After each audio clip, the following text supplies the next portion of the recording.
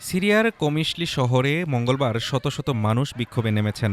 তারা এই আলোকপাত করছেন শিখ মকসুদ এবং আশরাফিয়া অঞ্চলে সিরিয়ার অস্থায়ী সরকারের বাহিনী কর্তৃক কুর্দ সম্প্রদায়ের নিয়ন্ত্রণ নিয়ে সংঘর্ষের ৬ দিনের পর।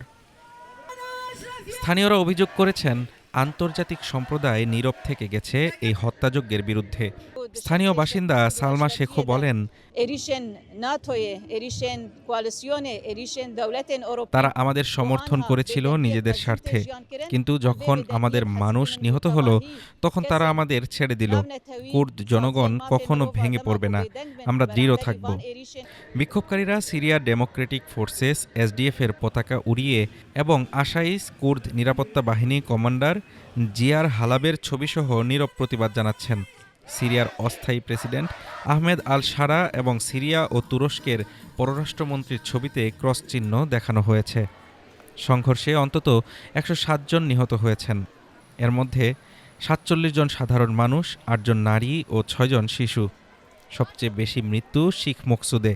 আল মিদান ও আশরাফিয়া অঞ্চলেও নিহতের খবর পাওয়া গেছে। পাশাপাশি গ্যাসের শ্বাসরোধে এক শিশুর মৃত্যু এবং মাঠে হত্যা সংক্রান্ত অভিযোগও এসেছে।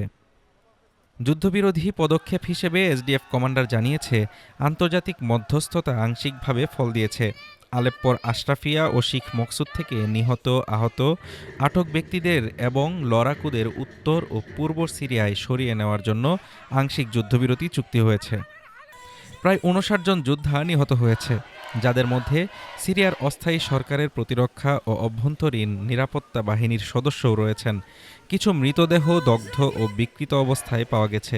এছাড়া কমিউনিকেশন এবং ইন্টারনেট প্রায় পুরোপুরি বন্ধ থাকায় অনেক মানুষ নিখোঁজ রয়েছেন। সিরিয়ার কুর্দ প্রশাসনকে ২০২৫ সালের শেষ নাগাদ জাতীয় ব্যবস্থায় একীকরণের জন্য মার্চ চুক্তি স্বাক্ষর করেছিল। তবে চুক্তি এখনও বাস্তবায়িত হয়নি এবং দুই পক্ষের মধ্যে সংঘর্ষ চলছেই। Desk report, Dhaka today.